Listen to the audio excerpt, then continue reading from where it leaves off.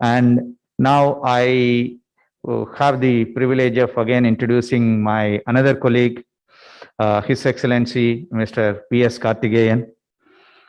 Mr. Karthikeyan is an economist from Madras University, and he has been our High Commissioner, the Indian High Commissioner in Fiji. Earlier, he had served in Australia as Deputy Chief of Mission, and Syria and Maldives. He had also served in Ministry of External Affairs at various capacities, and he was also the Regional Passport Officer in Bangalore. And the contribution that he has made, apart from the foreign service aspects in improving the PSK systems, you all know Passport Seva Kendra. You know, the Passport Seva Kendras have made the passport application process so easy. And he was there at the main office, main regional passport office, Bangalore, where the scheme was piloted by me for almost 6 months. And subsequently, you know, it was Mr. Karthikeyan's time that the whole process of Passport Seva Kendra took off, and then he did wonderfully well, and he has contributed quite a lot to the success of Passport Seva Kendra. And finally, last year also, you know, he was kind to participate in our conference, and this year as a High Commissioner, he is going to speak about the investment opportunities in Fiji. I would like to request my distinguished colleague, His Excellency Mr. P.S.Karthikeyan, to continue. Thank you.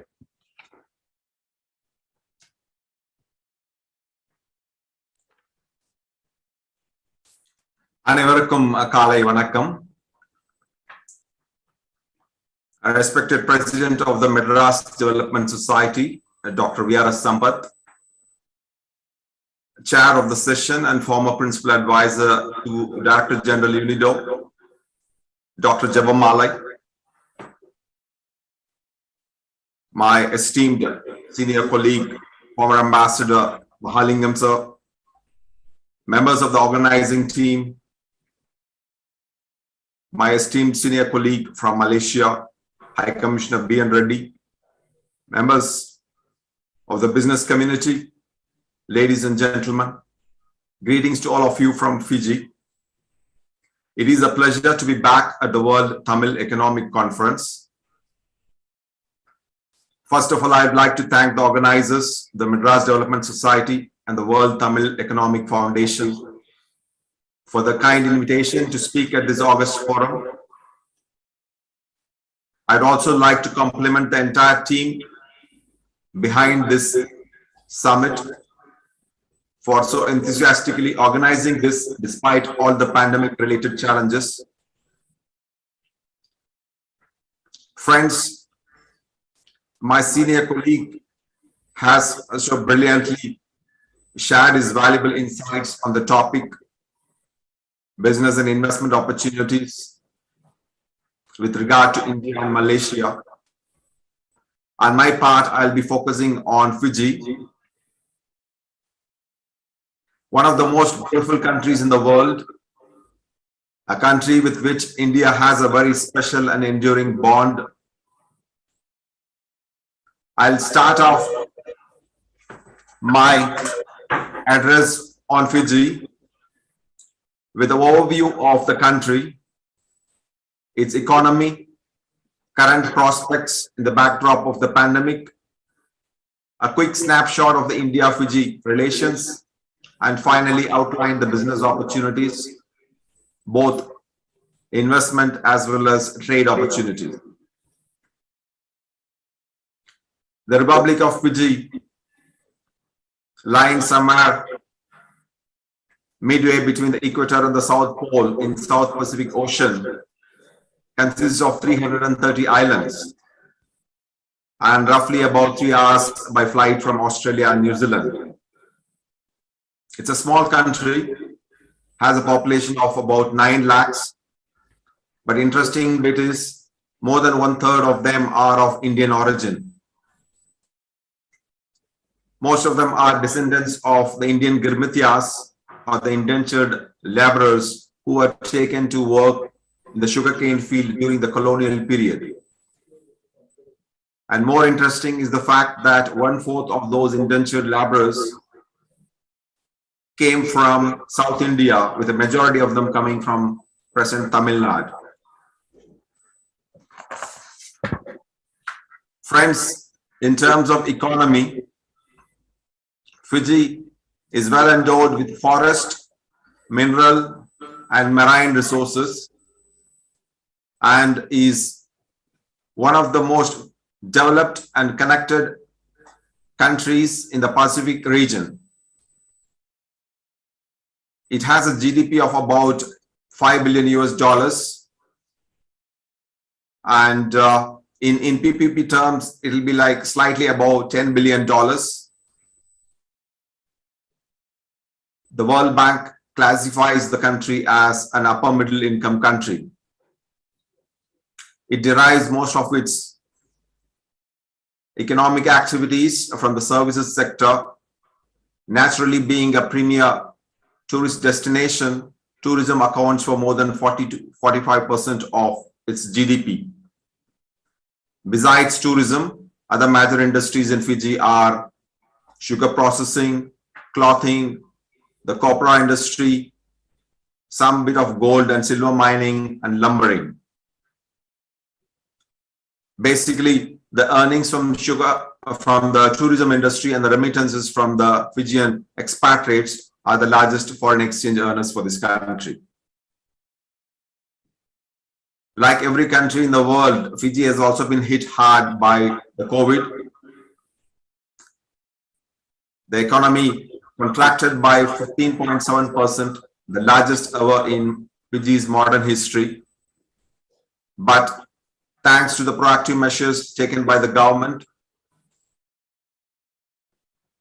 the economy is looking up again and is forecast to register a growth of 8.8% in 2022. And thanks to one of the highest rates of vaccination in the world, as we speak, they have already done more than 92% of full vaccination to the target group, those above 18. They have actually opened up their international borders, and from December 1st, tourists have started coming back, and we are again seeing green shoots of growth in the economy. Friends, now I will take a quick overview of the India-Fiji relations before we get on to the opportunities part. As I said, India's link with Fiji goes back a long way. Our links commenced exactly in the year 1879, when the laborers were brought here by the British under the indentured system. But after independence, our relations built on mutual respect, cooperation, and very strong cultural linkage and people-to-people ties have evolved into a modern and multifaceted relations. Thanks to our extensive capacity building assistance program, we are acknowledged as a major development partner in the country. We have helped them extensively in the sugarcane industry. Till now, we have given them line of credit worth $55 million. 4 Government of India undertakings, including LIC, the New India Assurance, Bank of Baroda, and Water and Power Consultancy Services are functioning here in Fiji for almost 5 to 6 decades. Our relationship and engagement has got a major fillip few years back, thanks to the historic visit of Prime Minister Narendra Modi, when we also held the first FIPIC summit in Fiji. All this has contributed in great measure to strengthening our relations across political, defense, strategic, cultural, and people-to-people domains. But Unfortunately, the growth in the area of commercial engagement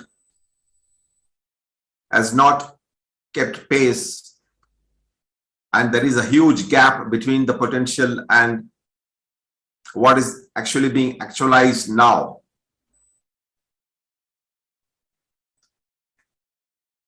For Indian exporters looking into the Fiji and Oceania market, thanks to the Fiji Indian community, there is already a very good visible presence of Indian brands. But as I said before, our trade engagement is very negligible. As we speak, it stands at around $50 million per year. But we see a lot of scope for the Indian products.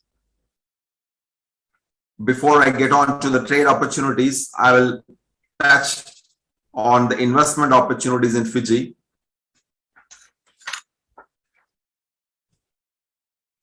Fijian government is currently in the phase of diversifying its economy because of the shock it had during the pandemic on account of the complete collapse of the tourism industry. So therefore, it is coming out with major incentives, both tax and non-tax incentives, to develop information and communication technology industry, to develop its full potential in commercial agriculture and food processing, to develop its rich potential in forestry and lumbering, manufacturing, and in energy sector. Even in the tourism sector, there are niche areas like medical tourism where it is trying to attract people from the rest of the Pacific region. Also, people who are coming here to Fiji for tourism purpose, they feel there is a significant gap here in terms of the health infrastructure. So the government is looking to incentivize investments in healthcare sector so that they can kind of diversify tourism into retirement homes, medical tourisms, so that they get more tourists to this country. I feel there is a good potential for Indian investors in these areas, given our inherent strength in each of the sectors I just mentioned. India enjoys a very strong brand image here, particularly Tamil Nadu and the hospitals in Chennai. They enjoy a very strong image here in Fiji. So it will be useful for them to take a look at opportunities in this area in Fiji and decide on the future course. We at the High Commission will be very happy to facilitate and assist them in any way to take forward their interest in Fiji. Coming to trade and export opportunities, in the mission, we have identified good scope for Indian products in the following categories: pharmaceutical and medical supplies,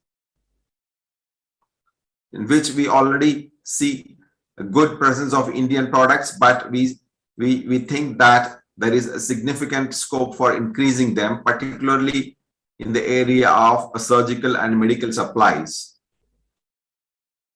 There is good scope in the area of electrical machinery, appliances and LED bulbs, light machineries and engineering goods, farm machineries and equipment,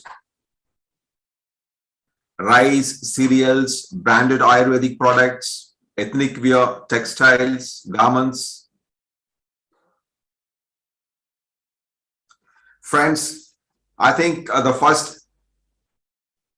first thing that will come to your mind when you look at a country like Fiji would be perhaps the size and scale of the market. But it is important that you get out of your comfort zone and start looking seriously at markets like Fiji. It may not be a huge market, but there are certainly significant opportunities for companies that dare to look at markets like this. It is very unfortunate that when our total exports to this country is $50 million, the exports from Singapore, a small city state, is more than 10 times that. It is exporting more than $550 million to this country and is the largest exporter. I see no reason why our companies with top quality products and good price difference would not be able to capture a significant portion of this market. Fiji is not just Fiji, it is also the hub, regional hub for the entire Pacific region. Despite what seemingly looks like major constraints of distance, logistics, connectivity, Fiji is an attractive market for Indian companies and Indian exporters. Why I say this? The last 5 months I have been in Chua as High Commissioner. I have seen the inherent advantages our companies have. Only thing is they have not really converted them into meaningful business opportunities. India has immense goodwill in Fiji. Indian diaspora in Fiji are extremely strong in the business and economic sector. As I said, we have a number of Indian public sector undertakings, including top-notch banks and insurance companies that have been doing business here for the last 50, 60 years and doing extremely well. So you have a very familiar system to bank on.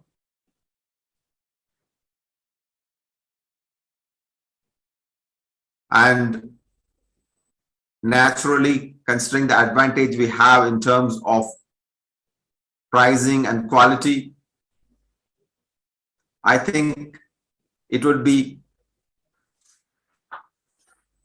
not very difficult for us to at least double our present exports in the next 1-2 years. $50 million, what we are doing doesn't do justice to our potential. I see a lot of scope for our companies here.